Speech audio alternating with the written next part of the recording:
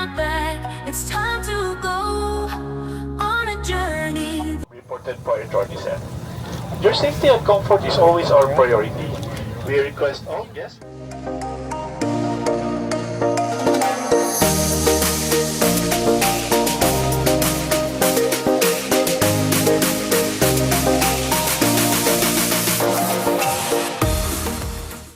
At ayan na nga, nakarating na tayo sa ating hotel dito sa Station 3 sa Astoria Current. At paborito ng mama ko ang hotel dahil color yellow ito.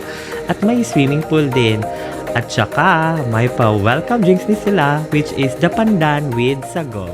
Sarap! Hello, this is Gina Gatchalabahin and welcome to Boracay Island. And nandito tayo ngayon sa Station 3 sa Astoria Current. So dito tayo mag-stay until October 24. So tignan nyo naman gaano kaganda ang aking room. Look around. Ang ganda niya at ang laki, napaka-spacious. So mayroong sink dito, yung may mga baso, lahat, may salamin. Tapos may isa pang sink dito na makikita ninyo. Additional sink. And then nandito yung ating comfort room na meron Bathtub and toilet. And of course, meron tayong television, meron tayong mirror, at saka meron din tayong view outside. So this is located in the Station 3 in Boracay Island, Astoria Current Hotel. So napakaganda niya, guys. bonggang-bongga. So very, kaya siya sa budget actually, pero super laki niya. And super lamig na kanyang aircon, malakas ang kanyang wifi. So very good siya pag meron ka mga online job. So welcome to Boracay Island. This is my day one. Good morning. Anong pangalan mo nga, kuya? JM? JM Di Guzman? JM Atienza. Ayan. JM. Ayun pala, Clyde JM Atienza. So, magla-lantern kami ni Kuya J. Mangrove Park dito sa Boracay. Anong barangay po ba dito, kuya? Part na po na Manggayat. Part ng Pangayan. So, ito si Kuya JM, nag-video sa akin. Siya yung kasama ko nag-land tour. So, ito yung mga bakawan na makikita nyo. Ito yung trabaho ko doon sa Davao din. No? So, ito yung mga, may mga bakawang lalaki at bakawang babae. So, ito yung mga examples. Laki ng mga ugat. Tsaka may mga pagakpat din. Iba din yung ugat ng pagakpat. Tsaka low tide ngayon at may bagyo.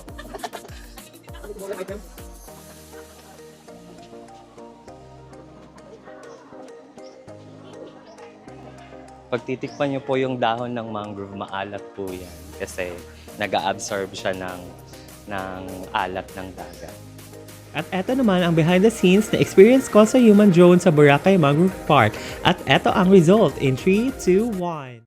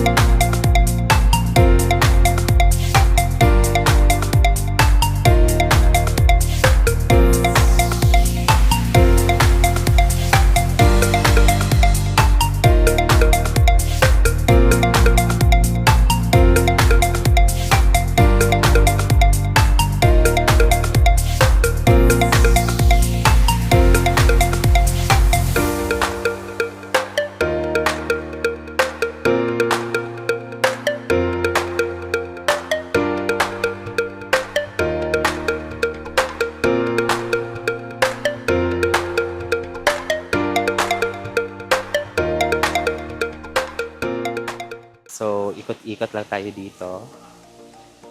So, ito yung Banana Bay, Boracay. May pool din sila doon sa loob. Ito yung Bulabog Beach. Ito yung pavements, yung lakaran. Ang ganda dito, guys. Ang ganda sa Boracay, no? Imagine dito ka na.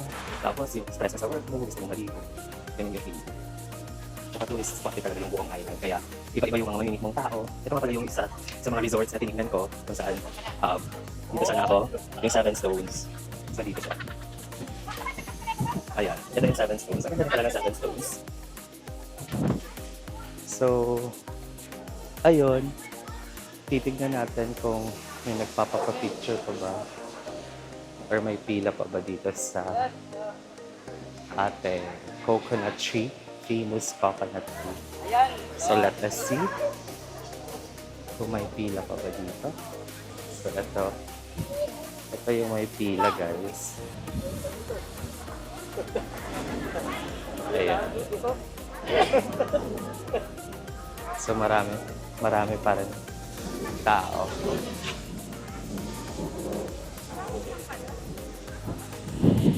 So sa ngayon, malakas yung hangin. Tignan nyo. Pero hindi masyadong malakas yung alon nila dito sa Bulabog Beach. Pero yung sand, very white. Tsaka pino din siya. At dahil mahaba pa rin ang pila dito sa coconut tree sa may Bulabog Beach, nagsuggest si Kuya JM na magpa-picture na lang sa gilid. O diba, ang ganda ng shots, di nga lang nakapatong. Haha. Ngayon naman ay papunta tayo sa Keyhole doon sa may New Coast, Boracay. So, dito tayo ngayon sa Keyhole. Mahaba yung pila. So, doon tayo magpapapicture. Pero di na tayo makakapasok kasi bawal na siya. Ang lakas ng hangin, actually dito, pero hindi maulan, tsaka hindi mainit. So, very friendly yung weather natin ngayon. Ganda dito, guys. So, dito tayo sa Boracay, New Coast. Yan.